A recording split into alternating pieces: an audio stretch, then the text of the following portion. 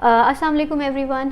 आज हम अपना पॉडकास्ट सेशन स्टार्ट कर रहे हैं और जैसा कि आप लोगों को पता है कि मोनार्क में मल्टीपल एक्टिविटीज़ ऐसी होती रही हैं जो कि स्टूडेंट्स के करियर को लेकर बहुत ज़्यादा आगे अच्छी रहती हैं। तो आज भी हम लोगों ने इस तरह का एक एक्टिविटी अरेंज की है जिसमें से हम अपनी पॉडकास्ट को स्टार्ट करेंगे। So today we have with us a wonderful guest miss Naima. She is a successful entrepreneur and a leading lady who have challenged the norms, and her dedication have not only fueled her success, but she is inspiring many young girls and women in Hyderabad and interior Sindh. Basically she is running a clothing brand. बाकी की जो details हैं वो हम ma'am नईमा से directly पूछेंगे.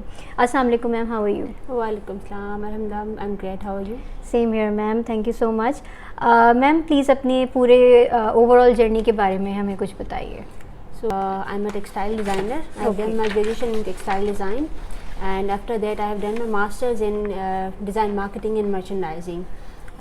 उसके बाद मैंने कुछ जॉब्स की, एक्सपीरियंस गेन किया, and then I started my own brand with the name of Naima Soomro. और इसके अलावा काफ़ी एक्सपीरियंसेस किए. Now I am teaching at Sindh university in department of textile design.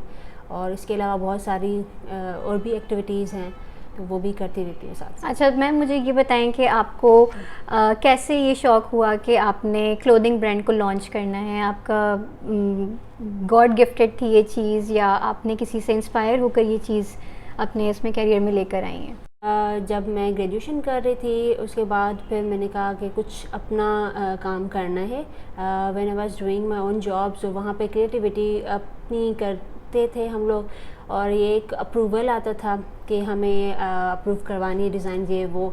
तो कुछ डिज़ाइन अप्रूव नहीं भी होती थी, तो उस पर ये होता था कि हमारी जो क्रिएटिविटी है वो फिर कहाँ जाएगी, जबकि आपको अप्रूवल आगे जो है अपनी हेड से इतना ज़्यादा मिलता नहीं है. तो फिर मैंने सोचा कि मुझे अपना काम स्टार्ट कर लेना चाहिए. अपने ब्रांड के थ्रू मुझे अपनी क्रिएटिविटी भी दिखानी थी, और एक शौक़ भी था और एक ड्रीम भी था जिसके थ्रू मैं चाह रही थी कि मैं अपना काम स्टार्ट करूं जिसमें मैं ऑल इन ऑल मैं अपनी ही क्रिएटिविटी करूं.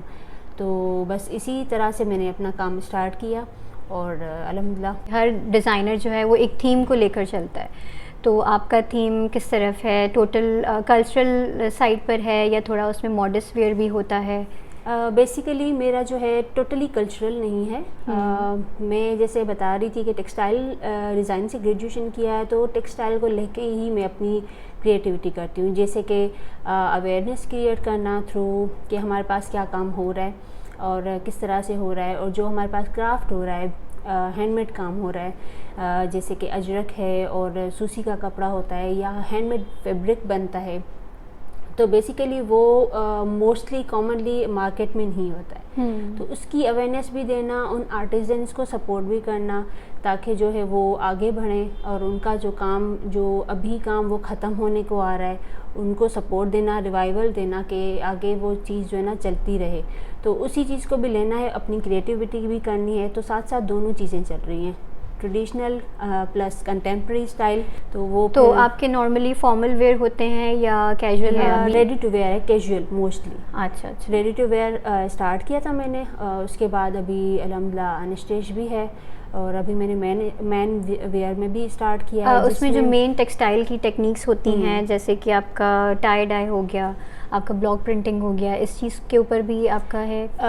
अभी तक मैंने टाई डाई को ट्राई नहीं किया, लेकिन मेनली जो मेरा फोकस है जो हैंडमेड फैब्रिक होता है ना उस पर. अच्छा. क्योंकि वो हैदराबाद या नियर बाय हैदराबाद सिटीज़ में जैसे हाल में हाथ का कपड़ा बनता है, तो वो थोड़ा सा ख़त्म होने जा रहा है. तो वो उसको थोड़ा सा करने के लिए कि भाई ये चीज़ ख़त्म ना हो, तो बेसिकली वो चीज़ है. और हमारे पास ब्लॉक प्रिंटिंग के पे अजरक बनता है, उसको मैंने किया हुआ है. तो काफ़ी और भी टेक्निक्स हैं जो हमारे पास हो रही हैं, तो ऐसा ऐसा वो फिर आती जाएंगी काम में साथ साथ. पाकिस्तान में जो वर्किंग लेडीज़ होती हैं उनको काफ़ी सारे हर्डल्स होते हैं. एक सक्सेसफुल लेडी को लेकर अगर आप उसका पूरा बैकग्राउंड देखें तो उनको काफ़ी कुछ वो डील करती हुई अपनी चीज़ों को वो मैनेज कर रही होती हैं. तो इस हवाले से आप मुझे बताएं कि आपकी फैमिली सपोर्टेड रही है या अगर आपने बहुत सी चीज़ों को एक साथ मैनेज किया है? इस मामले में मेरी फैमिली सपोर्टिव थी. और मेरी फैमिली को ये भी पता था कि भाई इसको शौक़ है या इसका ड्रीम है, तो वो एक पैशन जो होता है इंसान के अंदर वो आपको आगे लेके जाता है।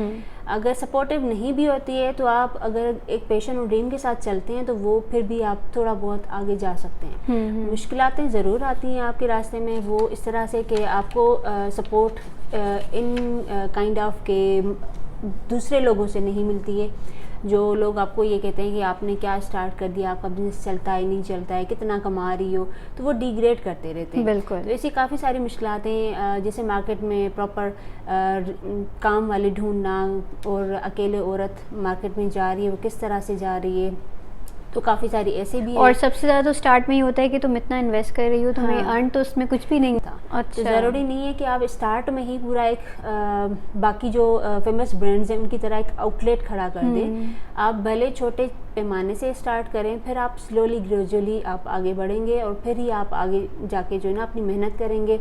और ऐसा भी नहीं है कि आप काम स्टार्ट कर दिया आपको सब कुछ आ गया। आप जो है ऐसा ऐसा स्टेप वाइज जो है वो चीज़ें सीखते जाते हैं। तो साथ साथ मैं ट्रेनिंग्स भी लेती थी जिससे मुझे लर्निंग हो कि फाइनेंस किस तरह से मैनेज किया जाता है और कॉस्टिंग किस तरह से की जाती है। मुश्किलातें इस तरह से आई कि मुझे एक प्रॉपर काम वाले यहाँ पे बहुत मुश्किल से मिले, क्योंकि वो होता है ना आपके माइंड में कुछ होता है कि आप कुछ बनवाना चाहते हैं, लेकिन उसके लिए आपको हेल्पर्स की ज़रूरत होती है और वो एट द स्पॉट हमें मिलता नहीं है। बिल्कुल। तो इस तरह से काम वाले ढूंढना या बाज़ारों में जाके आपको होलसेल या रिटेल से काम लेना, तो वो चीज़ें थोड़ी बहुत तो फिर आपने अपने हेल्पर्स को कैसे ढूंढा?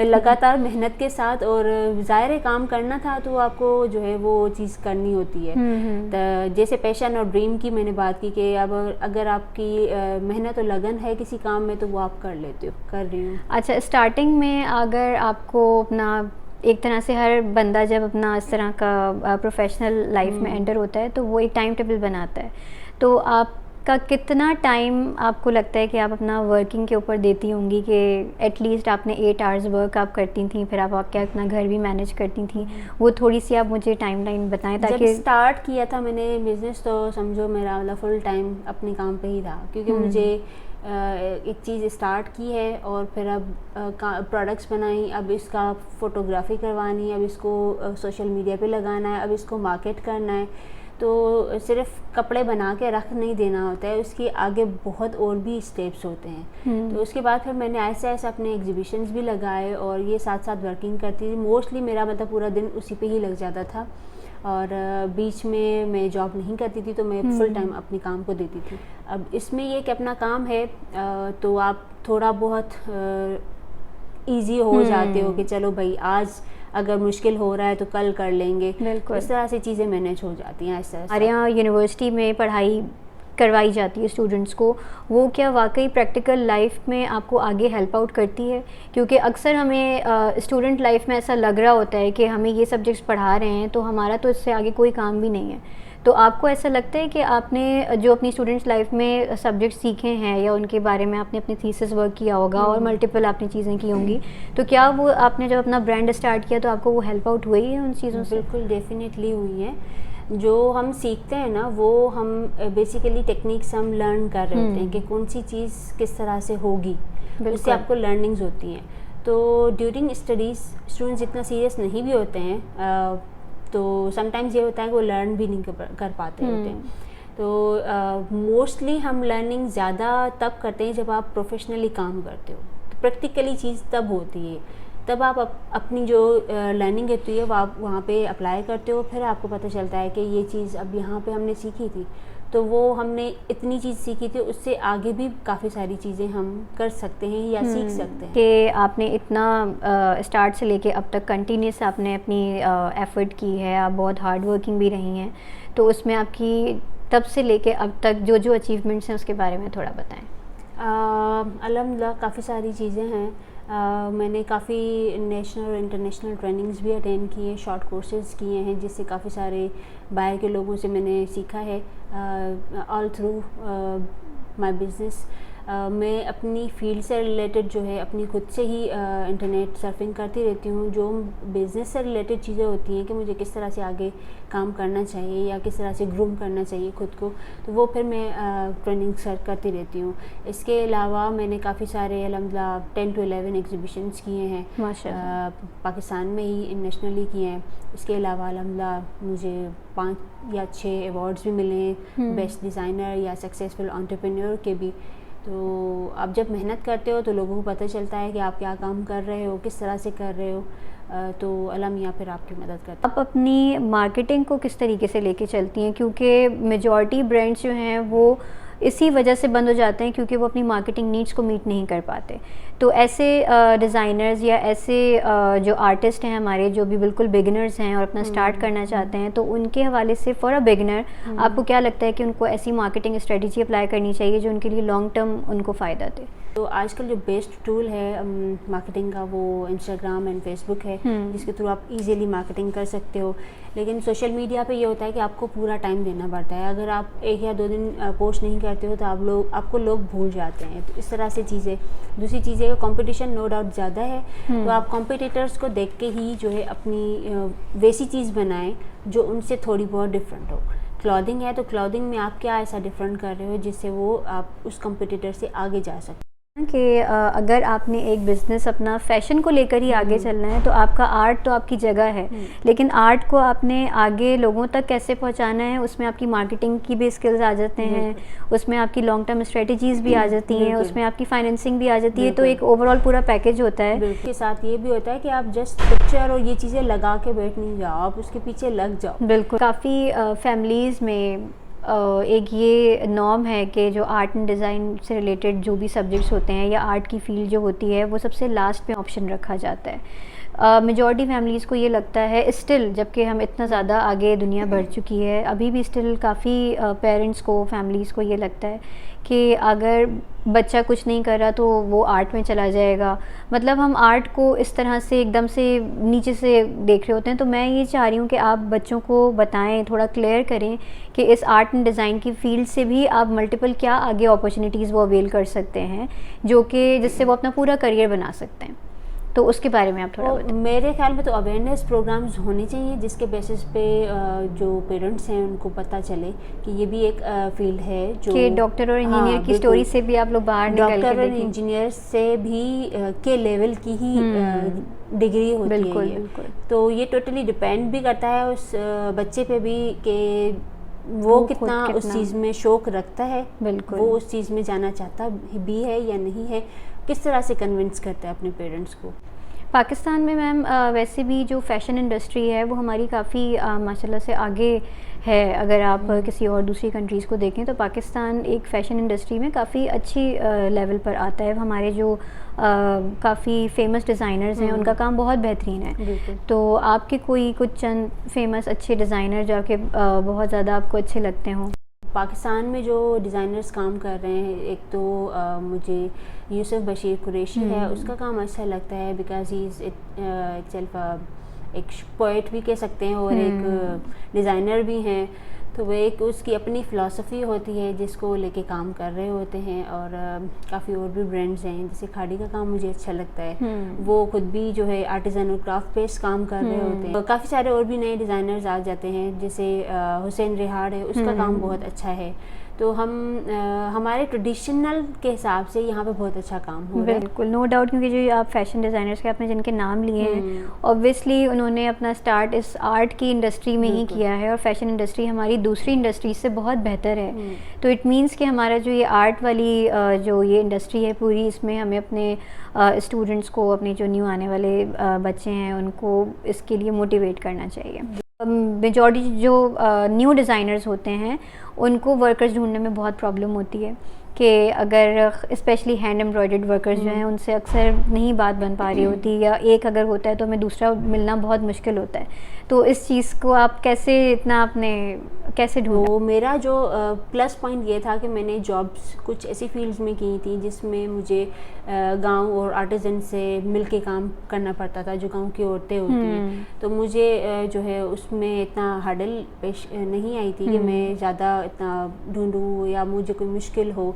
नो डाउट उनसे काम करवाना बहुत मुश्किल होता है, क्योंकि जो आप चीज़ चाह रहे हो वो चीज़ ना बनाए तो आपको फिर ऑब्वियसली बात है वो किस तरह से आपका आउटपुट देंगे। मतलब आपको स्टार्ट डे 1 से लेके आखिर तक और आगे आने वाले वक्त तक भी बहुत बर्दाश्त से काम लेना होता है। तो वो फिर पहले रिसर्च करनी पड़ती है। किसी भी काम करने से पहले आपको रिसर्च करना ज़रूरी होता है, क्योंकि आप जब तक रिसर्च नहीं करोगे आप एंड प्रोडक्ट ऐसे किसी से नहीं बनवा सकते हो, क्योंकि आपका नुकसान ही होगा। तो पहले आप रिसर्च करते हो, उसके बाद वो चीज़ सैम्पल्स बनवाते हो, देन आप अगर सेटिस्फाइड हो उनके काम से तो फिर आप वो फाइनल प्रोडक्ट्स बनवाते हैं। तो वर्कर्स के साथ कहते हैं कि आपको अपना रिलेशन बहुत अच्छा रखना होता है, फ्रेंडली रिलेशन। अगर बहुत ज़्यादा रखें तो फिर वर्कर सर पे चढ़ जाते हैं, और अगर उनको बहुत ज़्यादा सख्ती से करें तो फिर वो छोड़ के चले जाते हैं। तो हमें एक बैलेंस किस तरीके से मेंटेन?